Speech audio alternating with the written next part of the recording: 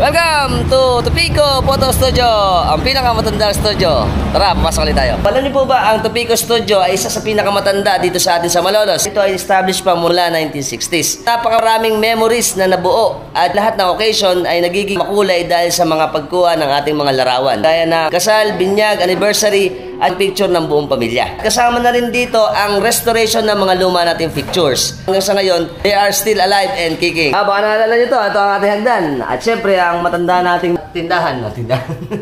Studio. Si Tatay Pedring, tsaka si Nanay Tinding Topico, sila ang may-ari nito. At syempre, namamahala na ngayon ay supling o mga anak nila. Excited ang mga tao dito pag pumunta ng araw. Oh yeah. Naalala nyo ba yung mga chairs na yan? Tsaka yung ating main studio. Ipapakuha ng picture. At least naiikot ko na uli kayo sa Topico Studio. Sa mga nangangailangan pa, photo ops na napakaganda at mga celebration natin. Esa po tayo. Let's go!